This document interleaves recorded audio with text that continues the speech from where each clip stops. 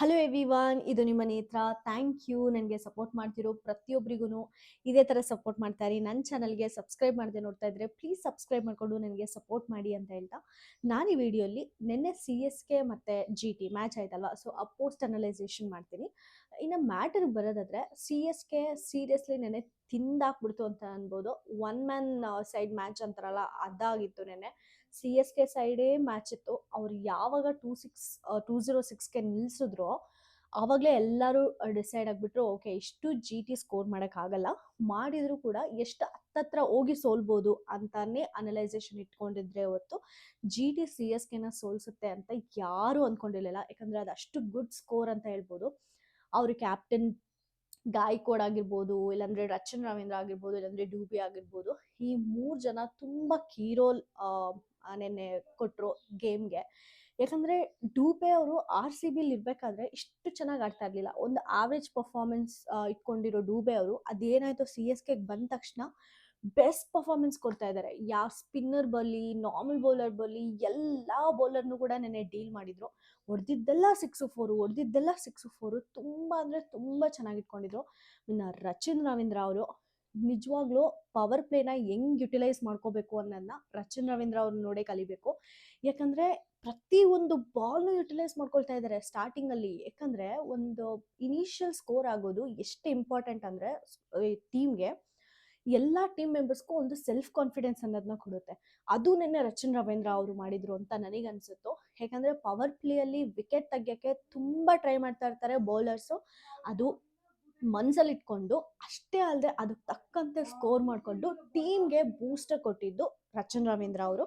ಅದಾದಮೇಲೆ ಡೂಬೆ ಅವರು ಸ್ಟಾರ್ಟಿಂಗಲ್ಲೇ ಒಂದು ಸ್ವಲ್ಪ ಸ್ಲೋ ಪಿಕ್ ಮಾಡಿದ್ರು ಕೂಡ ಲಾಸ್ಟಲ್ಲಿ ಸಖತ್ತಾಗಿ ಬಾರ್ಸ್ ಬಿಸಾಕ್ಬಿಟ್ರು ಡೂಬೆ ಅವರು. ಅಷ್ಟು ಚೆನ್ನಾಗಿ ಆಡಿದ್ರು. ಅದಾದಮೇಲೆ ಟೀಮ್ ಕ್ಯಾಪ್ಟನ್ ಗಾಯಕ್ವಾಡ್ ಅವರು ಕೂಡ ಅಷ್ಟೇ ತುಂಬಾ ಒಳ್ಳೆ ಸ್ಕೋರ್ ಕೊಟ್ಟರು. ಟೀಮ್ಗೆ ಕಾಂಟ್ರಿಬ್ಯೂಷನ್ ಕೂಡ ಅಷ್ಟೇ ಚೆನ್ನಾಗಿತ್ತು. ನಿನ್ನೆ CSK ಅವರು ಮತ್ತು ರುಜ್ವಿ ಅವ್ರ ಬಗ್ಗೆ ಮಾತಾಡಬೇಕು.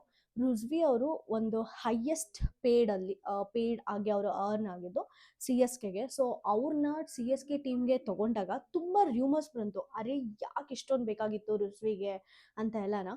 ಬಟ್ ನಿನ್ನೆ ಫಸ್ಟ್ ಬಾಲೇನೆ 6 ಹೊಡೆದ್ಬಿಟ್ಟು ಅವ್ರಿಗೆ ಏನು ಅಂತ ಪ್ರೂವ್ ಮಾಡಿಕೊಂಡ್ರು.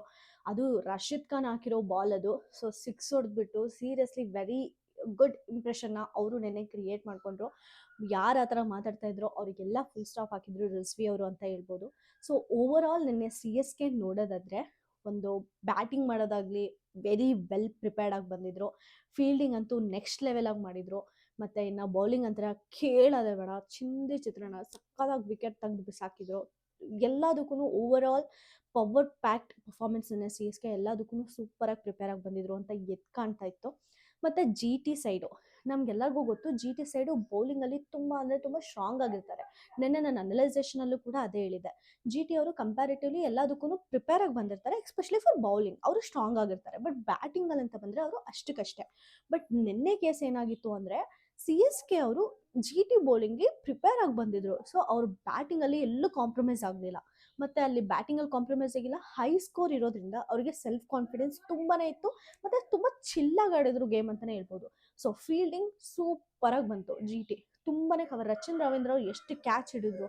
ಸೊ ತುಂಬ ಓವರ್ ಆಲ್ ಇವ್ರಿಗೆ ಸ್ವಲ್ಪ ಪ್ಲಸ್ ಆಗಿರೋದ್ರಿಂದ ಅದೆಲ್ಲ GTಗೆ ಮೈನಸ್ ಆಯಿತು. ಬೌಲಿಂಗ್ ಇವರು ಯಾರು CSK ಅವರು GT ಬೌಲಿಂಗ್ನ ತುಂಬ ಅರ್ಥ ಮಾಡಿಕೊಂಡು ಬ್ಯಾಟಿಂಗ್ ಚೆನ್ನಾಗಿ ಮಾಡಿದರು. ಮತ್ತು ಇವರು GT ಅವರು ಬ್ಯಾಟಿಂಗ್ ಅಷ್ಟಕ್ಕಷ್ಟೇ. ಸ್ಟಾರ್ಟಿಂಗಲ್ಲಿ ನಮ್ಮ ಗಿಲ್ ಯಾವಾಗ ಔಟ್ ಆಗೋಗ್ಬಿಟ್ರೋ ಅಲ್ಲೇ ಇವ್ರಿಗೆ GT ಅವರಿಗೆ ಕಾನ್ಫಿಡೆನ್ಸ್ ಹೊಟ್ಟೋಯ್ತು ಅಂತಲೇ ಹೇಳ್ಬೋದು. ಯಾಕಂದರೆ ಗಿಲ್ ಮಿನಿಮಮ್ ಒಂದು 30-40 ಸ್ಕೋರ್ ಮಾಡಿದ್ರು. ಮತ್ತು ಈ ಕಡೆ ಸಾಹಾ ಅವ್ರು ಯಾರಿದ್ರು ಅವರು ಕೂಡ ಅಷ್ಟೇ ಒಂದು 30-40 ಸ್ಕೋರ್ ಎತ್ಕೊಂಡು ಹೋಗಿದ್ದಿದ್ರೆ ಇಷ್ಟೊಂದು ಲೀಸ್ಟ್ ಸ್ಕೋರಲ್ಲಿ GT ಸೋಲ್ತಾ ಇರಲಿಲ್ಲ CSK ಮಧ್ಯೆ. ನೋಡಬೇಕು GT ನೆಕ್ಸ್ಟ್ ಮ್ಯಾಚ್ಗೆ ಹೆಂಗೆ ಪ್ರಿಪೇರ್ ಆಗಿ ಬರುತ್ತೆ, ಇದೇ ಥರನೇ ಇರುತ್ತಾ ಇಲ್ಲಾಂದರೆ ಸ್ವಲ್ಪ ಪಿಕಪ್ ಆಗುತ್ತಾ ಅಂತ. ಯಾಕಂದರೆ ಇವಾಗ ತಾನೇ ಗಿಲ್ ಕ್ಯಾಪ್ಟನ್ ಆಗಿದ್ದಾರೆ ಈ ಟೀಮ್ಗೆ. ಸೊ ಅವ್ರ ಮೇಲೆ ಈಗ ತುಂಬ ಪ್ರೆಷರ್ ಇರುತ್ತೆ ಅಂತ ಹೇಳ್ಬೋದು. ಲಾಸ್ಟ್ ಟೈಮ್ ಹಾರ್ದಿಕ್ ಪಾಂಡ್ಯ ಅವರು ಎಷ್ಟು ಚೆನ್ನಾಗಿ ಡೀಲ್ ಮಾಡ್ತಾಯಿದ್ರು ಅಂದರೆ, ಅವ್ರಿಗಾಗಲೇ ಅಭ್ಯಾಸ ಆಗಿರೋದ್ರಿಂದ ಒಂದು ಸ್ವಲ್ಪ ವೆಲ್ ಮೆಚ್ಯೂರ್ಡ್ ಆಗಿ ಟ್ರೀಟ್ ಮಾಡ್ತಾ ಇದ್ರು. ಐ ಮೀನ್ ಅಲ್ಲಿ ಟ್ರೈನಿಂಗ್ ಕೊಡೋದು ಆಗಿರ್ಬೋದು, ಇಲ್ಲಾಂದ್ರೆ ಅವ್ರಿಗೆ ಗೈಡೆನ್ಸ್ ಕೊಡೋದಾಗಿರ್ಬೋದು, ಇಲ್ಲಾಂದ್ರೆ ಒಬ್ಬರಾದ್ಮೇಲೆ ಒಬ್ರು ಯಾರು ಬೌಲರ್ಸ್ ಬರಬೇಕು ಅಂತ ಡಿಸೈಡ್ ಮಾಡೋದಾಗಿರ್ಬೋದು. ಇದನ್ನೆಲ್ಲ ನೋಡಿದ್ರೆ ಸ್ವಲ್ಪ ವೆಲ್ ಪ್ರಿಪೇರ್ಡ್ ಆಗಿ ಹಾರ್ದಿಕ್ ಪಾಂಡ್ಯ ಅವರು ಡೀಲ್ ಮಾಡ್ತಾ ಇದ್ರು. ಈಗ ಕಲಿತಾ ಇದ್ದಾರೆ, ನೋಡಬೇಕು ನೆಕ್ಸ್ಟ್ ಟೀಮ್ಗೆ ಎಷ್ಟು ವೆಲ್ ಪ್ರಿಪೇರ್ಡ್ ಆಗಿ ಬರ್ತಾರೆ ಗಿಲ್ ಅವರು ಅಂತ. ಸೊ ಇದೆಲ್ಲ ಅನಲೈಸೇಷನು. ಇದಕ್ಕೆ ಮಿಂಚಿ ಏನಾದರೂ ಹೇಳಬೇಕು ಅಂತ ಇದ್ರೆ CSK ಅಲ್ಲಿ ಗುರು ಸುಮ್ಮನೆ ಧೋನಿನ ಹೈಲೈಟ್ ಮಾಡಿ ತೋರಿಸ್ತಾ ಇದ್ರು.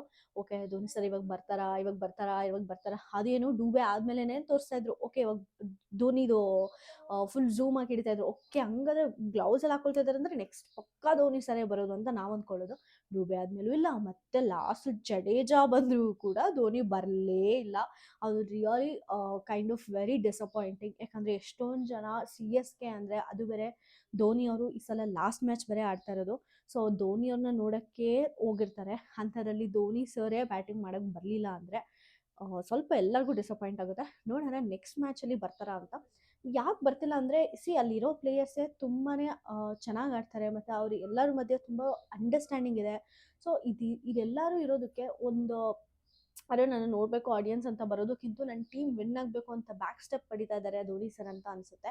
ಬಟ್ ಬರಬೇಕು ಅಟ್ಲೀಸ್ಟ್ ನೆನ್ನೆ ಆಲ್ಮೋಸ್ಟ್ ವಿನ್ನಿಂಗ್ ಸ್ಕೋರ್ ಇತ್ತು. ಅಟ್ಲೀಸ್ಟ್ ನೆನ್ನೆ ಬಂದಿದ್ರು ಕೂಡ ಏನು ರಿಸ್ಕ್ ಆಗ್ತಾ ಇರಲಿಲ್ವೇನೋ, ಏನೂ ಅಫೆಕ್ಟ್ ಆಗ್ತಾ ಇರಲಿಲ್ಲ ಟೀಮ್ಗೆ, ಎಫೆಕ್ಟ್ ಅಂತೂ ಆಗ್ತಾ ಇರಲಿಲ್ಲ. ಸೊ ನೋಡಬೇಕು ಯಾವಾಗ ಧೋನಿ ಸರ್ ಫೀಲ್ಡಿಗೆ ಬರ್ತಾರೆ, ಯಾವಾಗ ನಾವು ಅವ್ರನ್ನ ನೋಡೋಕ್ಕೆ ಚಾನ್ಸ್ ಸಿಗುತ್ತೆ ಅಂತ.